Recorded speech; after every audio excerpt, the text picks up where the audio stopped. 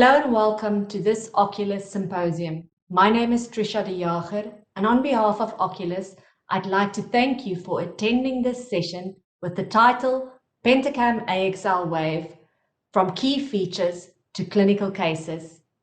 Allow me also to welcome our guest speakers, Professor Kohnen from Frankfurt University, Professor Auffarth from the University of Heidelberg, and Dr. Savini from Bologna, Italy. To open this session, Professor Kohnen will introduce the Pentacam AXL Wave and some exciting new software features. Professor Kohnen, the floor is yours. Tresja, thank you very much. I'm starting my presentation. We go into the presentation mode. It's a pleasure to be with you here today. I would like to introduce the Pentacam AXL Wave and exciting new software features. You see on the slide my financial disclosures, which are consulting, include also consulting for Oculus. The Pentacam development, very shortly, has started with the 2002 AAO launch. When the Pentacam was launched at this meeting, this was followed by the Pentacam AR in 2007 at the ESCRS meeting. Followed then by the Pentacam AXL, which included the axial length measurement in 2015, and this time at the ESCRS meeting. And then 4 years later, the AXL Wave, where we are now. This was launched 2019 at the ESCRS in Vienna. Very briefly, we have a couple publications done, and I would like to introduce the 3 publications here, which was the keratometry readings of 5 devices with the Pentacam in the earlier stage. This was published 2016. It compared placebo devices, IOL Master, Lenstar, and the Scheimpflug tomographer. And what we showed is that the Scheimpflug SIMK measures showed the highest repeatability of these 5 measurements. And the total corneal refractive power, which takes into consideration the posterior surface of the cornea, the repeatability was best in the 4 and the 5 millimeter zone. We did then a very large study, which published previously in 2014 with the Pentacam HR, and looked as almost 3,818 eyes, compared the anterior surface, the simulated keratometry, and the total corneal refractive power. And we found that the mean magnitude of the corneal astigmatism posteriorly is minus 0.33 diopters, and this is in accordance with the literature worldwide. And then finally, we did a study where we compared basically the devices, the Pentacam to the IOL Master 500 and 700, and what we found is that there was no statistically significant difference in these 3 devices. What are the practical benefits of the Pentacam AXL? I would like to summarize them in this slide here. That's basically showing the one device measurement for one measurement of optical biometry and anterior segment tomography, as you already know. Then we also have the objective refraction now. We have the total eye wave or the wavefront measurement, and we have retroillumination. I'll show you this in a minute. It's very easy to use, intuitive operations with an automatic release system, and it's comfortable for the patient because they only need, if you see these 5 different features, they need only one measurement, and one other device is not needed for taking all this into consideration. We have network compatibilities, and so we can bring the results which we obtained with these devices into our network system. These are the new ones: objective refraction, total eye front, and retroillumination with the AXL Wave. Important addition to our day-to-day routine. Here's the display. It's a lot of information. I quickly like to go through them. You can see here, for example, the objective refraction, which shows here in the Pentacam. You see the wavefront aberration, so you get the information of your higher order aberrations. You see here the visual disturbance display, very important. You can do a lot of things with this. You see what the outcome would be or what the patient had preoperatively. We have mesopic and scotopic pupil measurements, important for refractive surgery. We have optical biometry and tomography, as you already know in our previous devices, which are known here, are used. You have retroillumination, a feature which can be very helpful in many circumstances. And you have, if I go back, you also have the axial length measurement here on this screen. So what is new, or what will come in the new Pentacam? Because it's not only the device which has the hardware, which takes axial length measurements and also takes wavefront measurement into consideration, but of course it's also the software.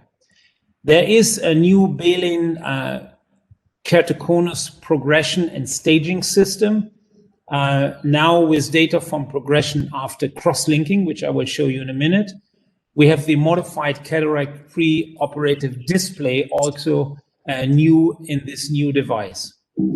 Let me start with the refractive surgery routine, which we do on a very routine basis. Pre-operatively, we have our fast screening record, which gives you a lot of information about the eye, including measurements of thickness, cornea, glaucoma measurements. Then we have, as I already told, the Balin-Ambrosio display for determining in refractive surgery, for example, early keratoconus.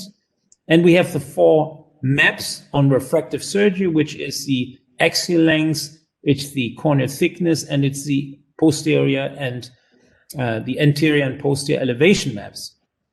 If you look at the cataract screening for cataract patients, we added to these 3, which I just mentioned for refractive surgery, the cataract pre-op tool, which takes into consideration anterior surface of the cornea, then the total corneal measurement. It takes the corneal thickness again. And in this display here is a lot of information. And Oculus has changed this now. There is a new modified cataract preoperative display. What is the clinical use? 1-page overview for almost all purposes can be taken out of this. And we see the pre-op cataract screening. We will see IOL selection for any type of intraocular lens. We also have, for the most used phakic IOL, the ICL, a selection modus, and we also have IOL power calculation. The color coding for almost every parameter will be provided, and lens density analysis will be added to the screen. Let me show you this. This is the old display, which you're all familiar with, and on the right side, you should see the new one, and you should already see here that this has a different screen outcome here. And what does it show? It shows new features, which I will go through in a minute, which I will explain to you based on our new display. Here is this cataract pre-op screening tool, which shows you. Now let's start here in the beginning. The keratometry with the K values. It has the Fuchs endothelial dystrophy display, which gives you information about the cornea. Does this patient have a thick cornea, or does it go in this direction? You will have pupil size, which is measured here. You have the lens densiometry, the PNS measurement in this particular patient. You also see new features of chord mu, which is the corneal vertex to pupil center. It's chord mu and chord alpha are going to be more prominent or more interesting for those who have to look at centration of devices, centration of intraocular lenses, of refractive surgery treatments. Chord alpha is the distance corneal vertex to corneal geometry center. Then we have the Balin-Ambrosio summary here. Again, the lens display, and I already talked about the pupil size. And on the right side, you find the higher order aberration and the spherical aberration, important for multifocal or aspheric intraocular lenses. Here is the tool for IOL power calculation. which takes also into consideration the ACD from the epithelium and the axial length, 26.095 in this particular case, for IOL power calculation. Next thing is the, as I already pointed out, the selection of a phakic intraocular lens. All you need basically to do this is your refraction. You need your keratometries. You need the corneal diameter, because ICLs are based on the white-to-white measurements. That's now in the Pentacam measurement here. You have the anterior chamber angle, important, and you have again the epithelium, the ACD, the measurement of the anterior chamber depth from the epithelium and also from the endothelium, which is important for the selection. We all know that you can only put an ICL, you're only allowed to put this lens into the eye if you have an internal anterior chamber depth of 2.8 millimeters or above. Let's go to the keratoconus. There is, again, the things which I already pointed out, fast screening record, Balin-Ambrosio for keratoconus, and the 4 maps refractive. But you also have a pachymetry map, which is further evaluated. Now, why is a new progression display necessary? Well, Balin and Ambrosio enhanced ectasia display, you know it from BAD, is designed for specifically separation of normal and abnormal corneas. And you see here a couple of these examples of post-refractive cornea, display hyperopic LASIK or endothelial dysfunction. And now the new screening routine, the Balin ABCD keratoconus staging and progression tool, is very interesting. And I would like to explain this to you in a minute. This is now the new feature in the new Pentacam software. Now, Balin and Ambrosio have replaced the Amsler-Krumm-Eye system, which is still here on the screen. The ABC classification is measured at the cone, and A stands for anterior radius of curvature from a 3 millimeter zone centered on the sinus point. B stands for posterior radius, so back radius of curvature from a 3 millimeter zone centered on the sinus point again. C is the minimal corneal thickness, not apical, and D is the best spectacle corrected visual acuity. You also have the ABCD rule explained here in this slide. And if you now go to the new Balin ABC keratoconus classification grading system, which Michael Balin has developed, you can go again A, B, C, D, which I just explained with anterior, posterior, sinus point, and best corrected visual acuity. And depending on what this particular patient has, you summarize them into the stage 1 to 5 or 1 to 4. And basically, if you look at the anterior curvature, you see that the steeper the cornea goes, you more fall into the higher groups. If you look at the posterior, it has an impact. If you look at the sinus pachymetry, the thinner the cornea, the more in stage group 4. And that's also then for best corrected visual acuity, because if this fall down, you're also placed here in the lower stage group. Benefit of the new progression display is designed specifically to follow and document progression of the disease based on one-sided confidence intervals that is incorporated in the system. So we have a statistical analysis in the data which is obtained by the Pentacam, allows for a documenting progression in spite of a stable anterior surface or stable Kmax value, and it evaluates also each anatomical layer individually. If we look at the recent study by Hafezi and Seitz, they looked at a small group of patients, 90 patients, and they went through the ABC parameters, and they found 80% one-side contravention intervals and 95 in this regard. So this is the first study which has done with this new Balin ABC progression display. Here you see this again. It shows you first the explanations I already gave for A, B, C, and D.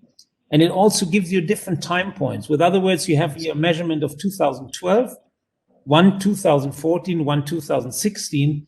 And then this is compared, and it's also compared under these different circumstances to a normal population. And you see here, this is the confidence interval for a normal population. It's for keratoconus population, is the red one. And then you also have patients who have post-cross-wrinkling population, also explained here. So a lot to learn from this ABC progression, and I only can really very quickly talk about it. And I urge you to look at this progression display, because it will give in the future really new features for looking at this. Cross-linking is really the new kid on the block here for this, and the new post-cross-linking progression gates valid 12 months after this treatment. Here's very quickly an example. 74-year patient, hyperopic patient, diagnosis cataract and strabismic amblyopia. Patient desire glass independence or spectacle independency. You look at the fast screening report, you found that the PNS showed you in the right and the left eye basically a cataract formation. You see here the cataract pre-op. This is the oldest screen we still have, which we still use, of course, but now we have the new opportunity up to come. The full sequence overview, which I explained to you in this patient on right and left eye.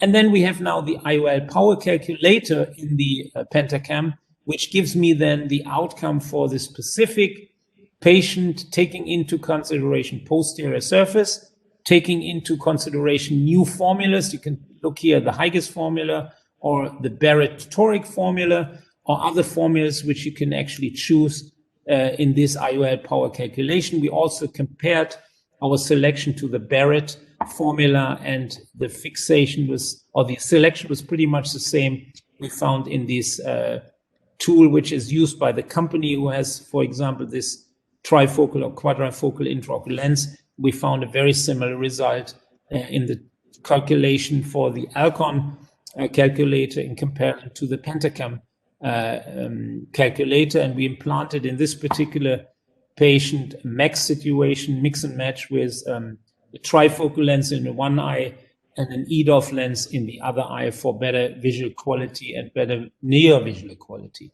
1 month postoperatively, we found a very good outcome in this particular patient for basically 20/20.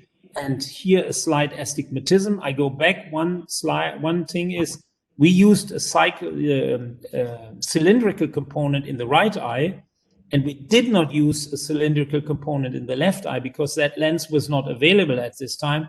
And you can see here that 3/4 of astigmatism reduced the best corrected or the uncorrected distance visual acuity. If we would have taken the first toric lens of this lens, it would have been very beneficial, but we were not able to do this. So I would like to summarize and give you my take-home message.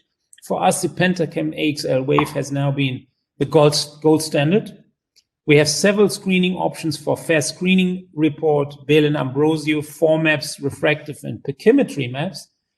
If we look at refractive and cataract screening, they are pretty much similar, but the cataract screening also has now a modified cataract pre-op display, which I explained you. If you look at keratoconus screening, which is important for those patients who have it, but also for patients who come for refractive surgery or for cataract surgery, we have now the Balin ABC keratoconus progression, which now also includes progression after cross-linking, corneal cross-linking. And finally, we have this IOL power calculation with formulas from almost every purpose.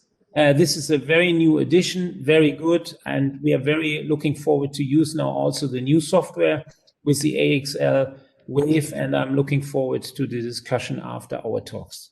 Thank you very much for your attention. Thank you very much for this interesting talk. Our next speaker, Professor Auffarth, will present study results as well as clinical cases. Professor Auffarth, I'm looking forward to listen to you. Yes, hello everybody. Thank you, Trisha, for the nice introduction. So it's my pleasure to talk about our experience with the Pentacam AXL Wave. Here are my financial disclosures. And one thing I have to say, I always compare the Pentacam AXL with is the smartphone. And especially if I see the development of the smartphone over the last 20 years, so to say, where we can see that the smartphone has so many different possibilities and functions. And the basic concept of using it as a phone is more or less in the background. And if you look at a Pentacam AXL Wave, we really have now a system which can be applied with one examination run through a lot of topics that are very important for us when we look at our patients, when we're screening patients, when we examine them before or after surgery. And at a big university clinic like ours, we offer, of course, a lot of services. The anterior segment is a huge corneal department, all kinds of surgery we're doing here, the refractive department, of course.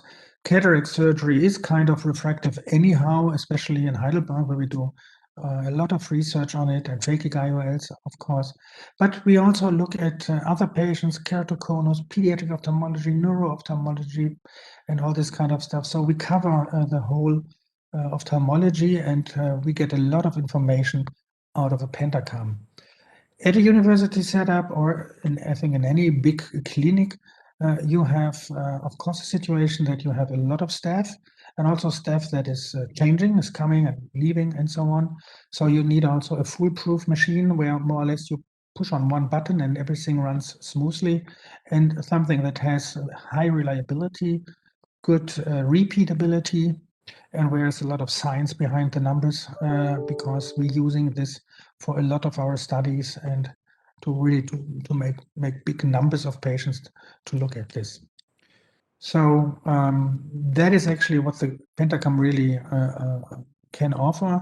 We screen for comorbidities, for ectasia, for example, also, or for keratoconus in the refractive department, and also in the cataract department. When we plan phakic IOLs, we want to have a general overview about the anatomy and everything. And the ideal thing of measuring axial length, measuring corneal topography, corneal features in general, and also having IOL selection and programs and biometry features in there is very, very important. But there's also the possibility, especially now with the Wavefront measurement effect, that we can look at the visual performance pre and post-op and give a lot of information to the patient also visually. Let's look into some of our clinical trials that we recently did with the Pentacam AXL Wave. Here we were interested in repeatability and also in normative data to look at certain numbers and certain things that the Pentacam can measure, so the total eye aberration and also other things I want to show you. So when you look at the new cataract display, Thomas already introduced it beforehand, you can see that you have the axial sagittal curvature front, the total corneal refractive power, corneal thickness, and here you have a lot of data implemented. I just want to highlight some here, which I think is very interesting and new, the chord mu and chord alpha. These are the equivalents to angle kappa and angle alpha. And also here, very interesting, a relationship between the back and front of the cornea, axial and sagittal, as a percentage, so to say, in terms of the corneal power and the refractive impact of the curvature of the anterior and posterior surface and the impact on each other. And for those who are interested in the cataract surgery, there's a little tool here you can use to measure thickness in certain areas, the PNS, where the nuclear density is assessed. Want to highlight that also. This is also a new tool or enhanced tool for the cataract screening. So let's look at the first study where we looked at 145 eyes here in a little bit like younger group. However, the range was from 17 to 70. Looking at the parameter, we were just looking at here the axial sagittal BF ratio, chord mu and chord alpha, as you can see here, and the pachymetry and the pupil diameter. And you see already here the pupil diameter. I want to focus on that in a few minutes, because you don't really need to dilate the pupil if you want to do the wavefront measurements. Chord mu or chord alpha, let's go for the definitions here. So chord mu is the distance between the pupil center and the vertex normal, the first Purkinje image. And this is very much related to angle kappa, as you can see here, the angle between the visual axis and the pupil center. Angle alpha is the angle between the center of the limbus and the visual axis. And here you have a nice illustration. This is nasal, this is temporal, so we look from above on the eye, which has kind of conversion reaction here. And you see that pupillary axis, optical axis, the visual axis, and even the line of sight, which makes a little curvature here, are not 100% the same, even though they go to the same center. And this is how these different angles are defined. And this can have quite a bit of an impact, actually. So let's go further here. Let's at angle kappa and angle alpha. If you look at these as chord mu and chord alpha, the entity is millimeters. If it's an angle, of course, it's a vector or it's in degree. We always find that the chord alpha is actually double the size on approximately than chord mu, which is something you also have to remember. Here you see that the ratio between the back and front is on average around 80% or 82%, which is a very, very low standard deviation, I have to say that.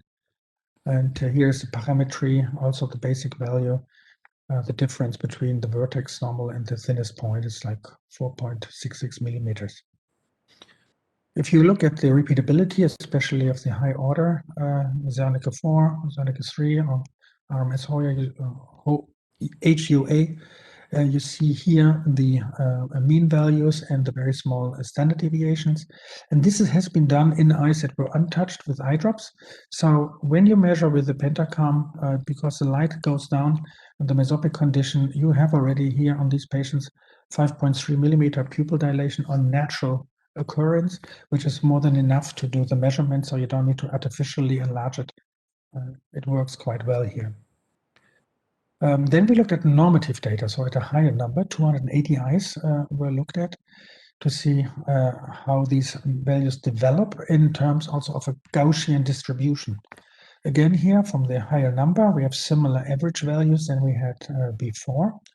If we look, for example, here at chord alpha, we see that the average is around 0.5, 0.4 something millimeter, and this is how 1 or 2 or 3 standard deviations is.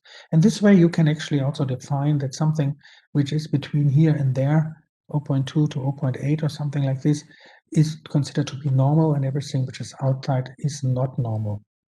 For example, if we look here at the back and front ratio, we can say that everything which is out of this range here, let's say below 78, below 76%, gives you a hint that there has been maybe a myopic LASIK been done.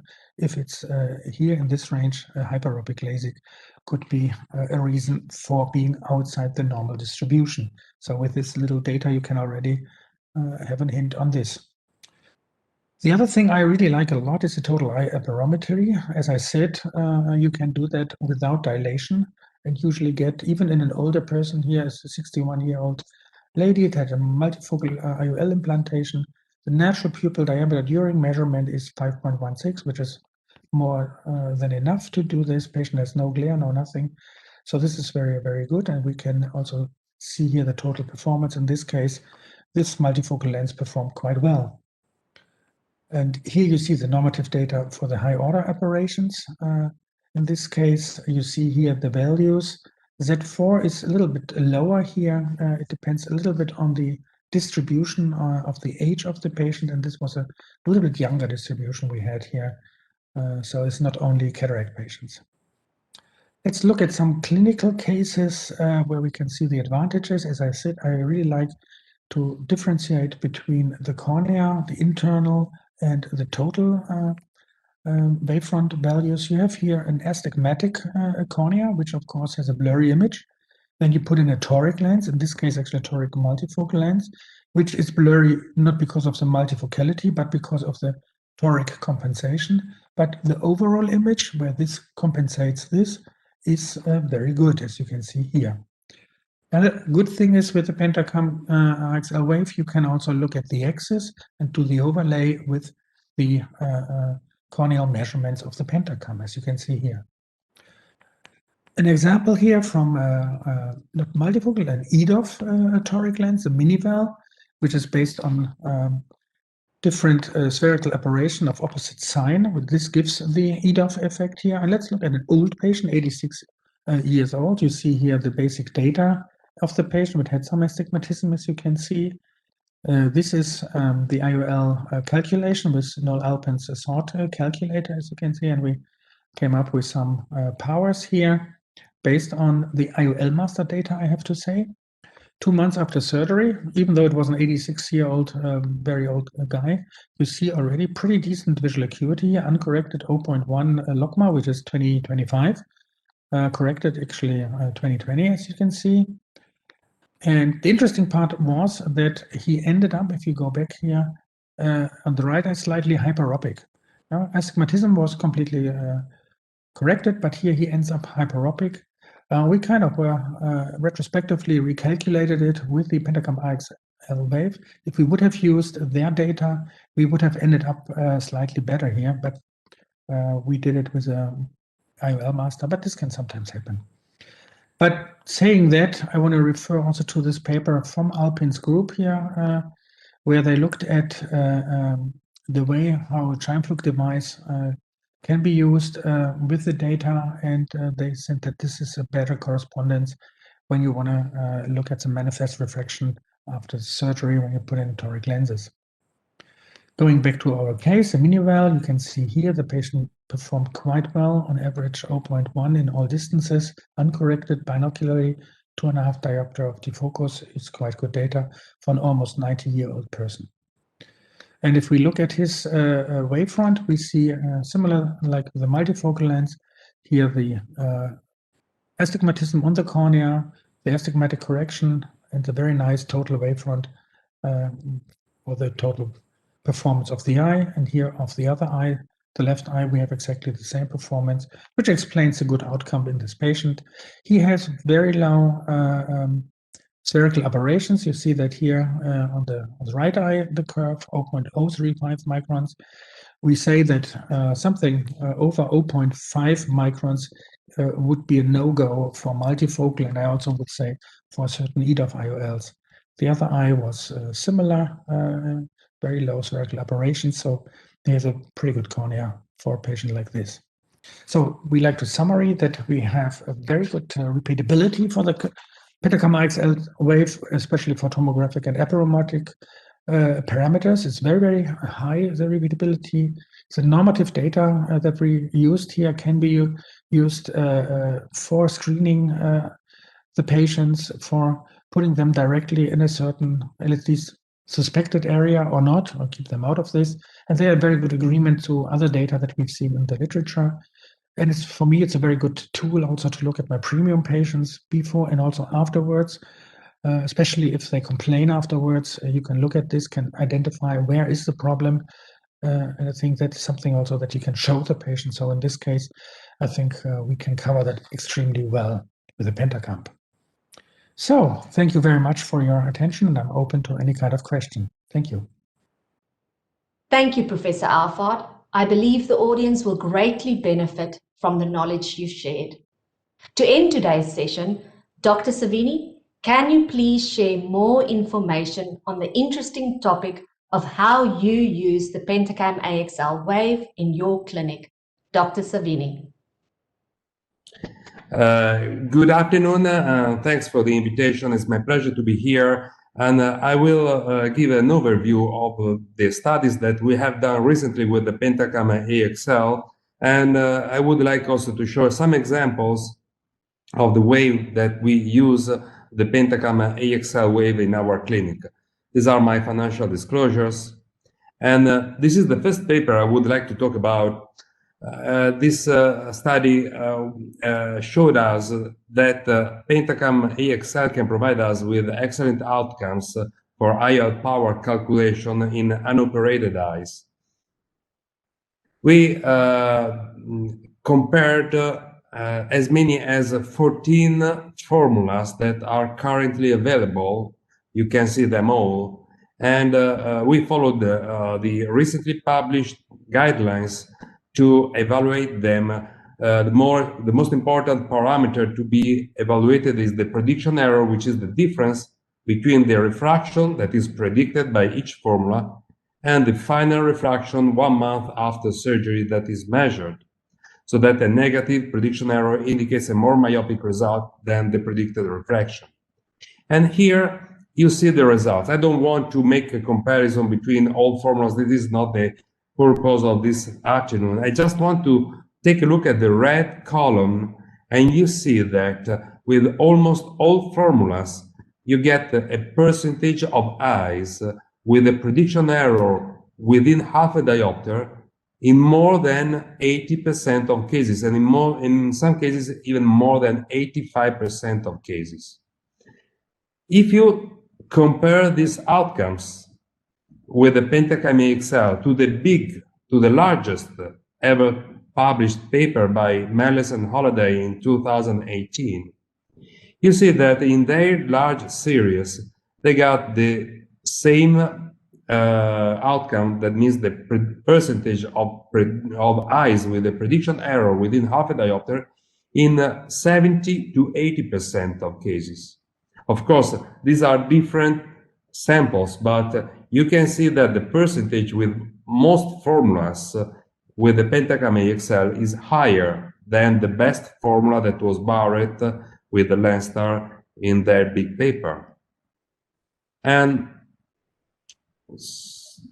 well, if you take a look at the percentage of eyes with a prediction error within a quarter diopter, this is almost a very good result, as almost all formulas have more than half of cases within that step.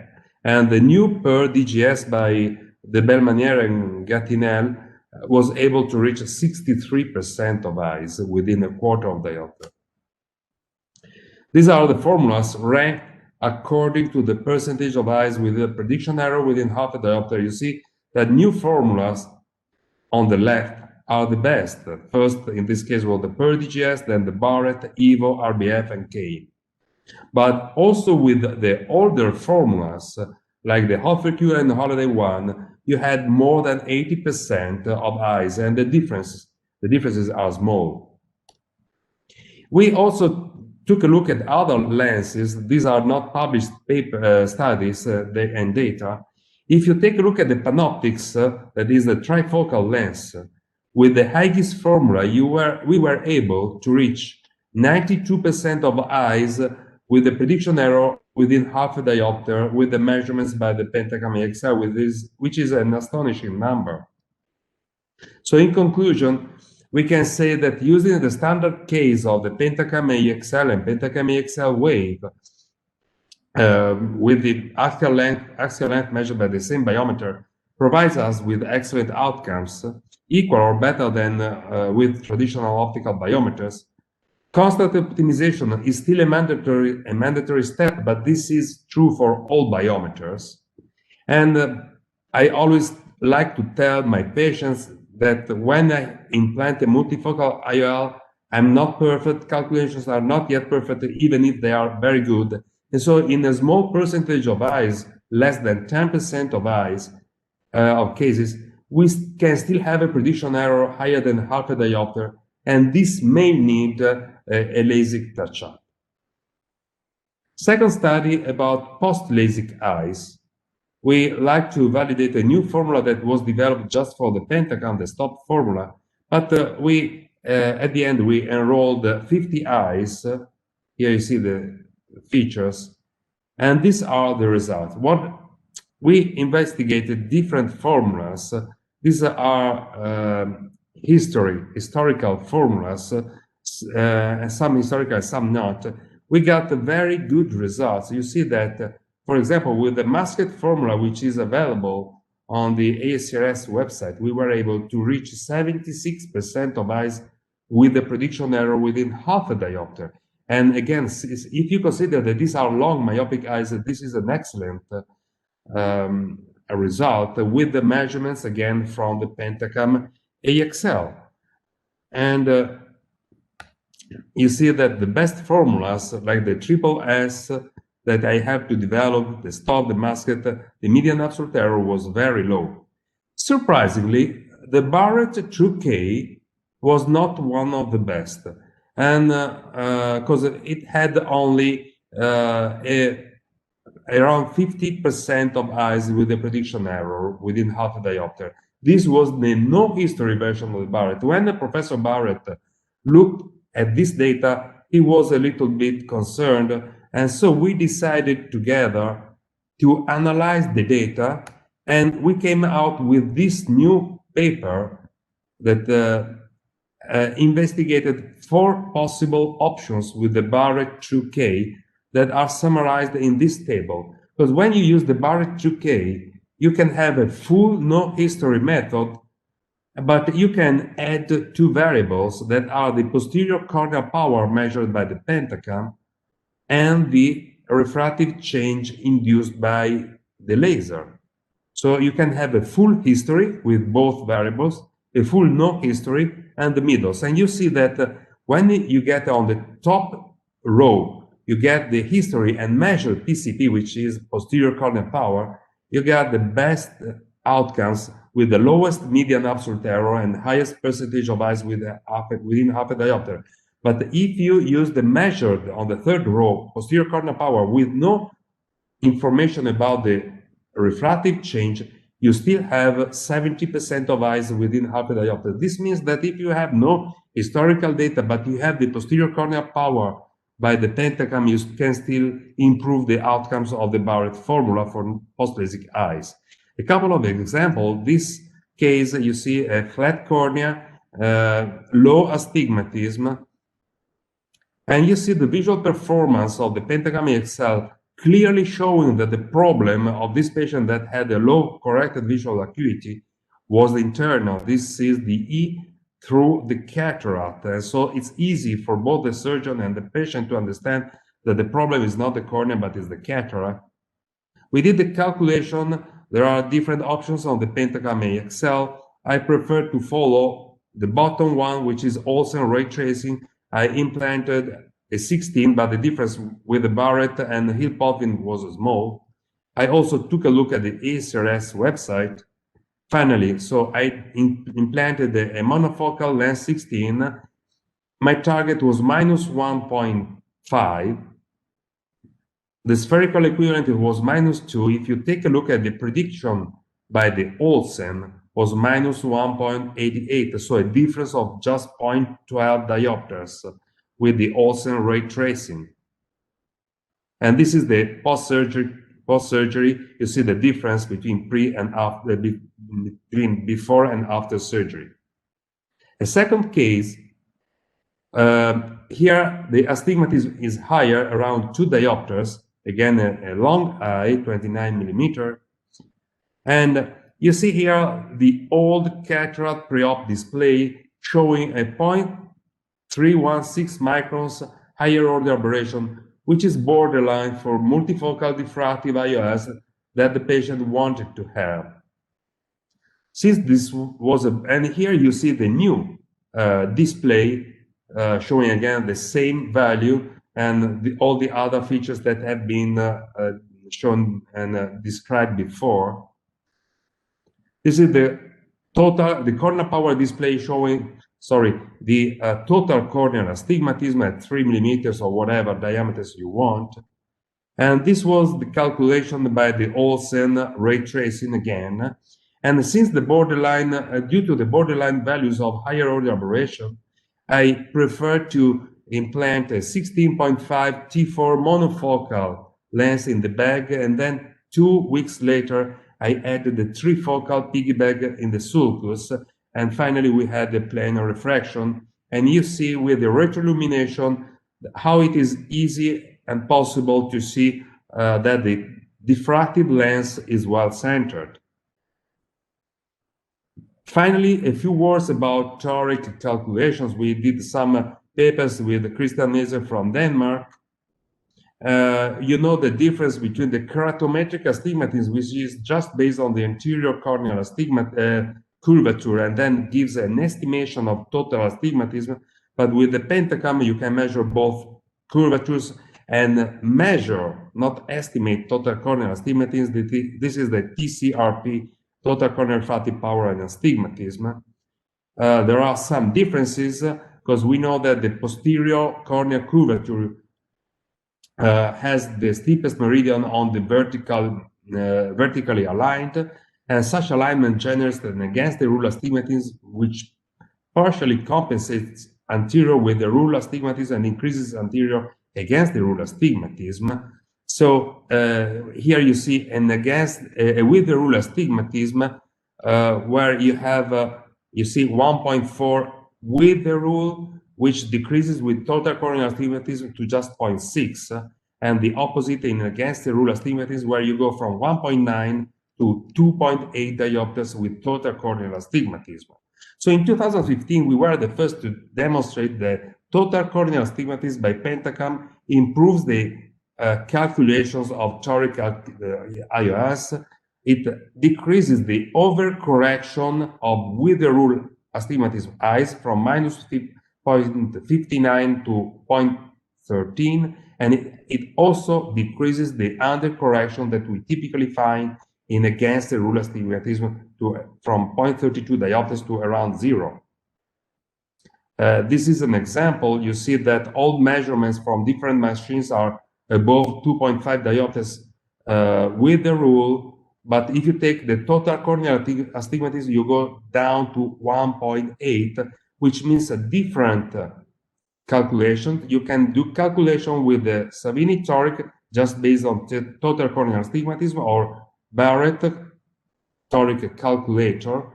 In this case, the results were the same, and we implanted a T5 rather than a T6 that would have been calculated with standard keratometric astigmatism. And finally, just a little controversy, because some results from recent papers showed us that Barrett calculator, which estimates total corneal astigmatism, may be better than measured total corneal astigmatism by Pentacam. Actually, with the latest software update, we were able to get very similar results. As you can see from this unpublished data, you see that the median absolute error in with the rule astigmatism is even better with the Pentacam rather than the Barrett, and the percentage of eyes with an absolute error within half a diopter is very similar. And the very similar data also in against the rule astigmatism. This has yet to be published and validated, but is a good trend. And so in conclusion, total corneal astigmatism improves the results of cylinder correction with respect to keratometric astigmatism. Savini's Toric calculator displayed on the Pentacam AXL makes calculations very easy and can be combined to the Barrett Toric calculator, and results of TCP, total corneal power and astigmatism, are close to the methods using estimated total corneal astigmatism. Thank you so much. Thank you, Dr. Savini. As always, a very interesting talk. That concludes our session for today. I hope you have enjoyed it and learned a great deal. Thank you to our 3 guest speakers for fantastic presentations, and we are now open for questions.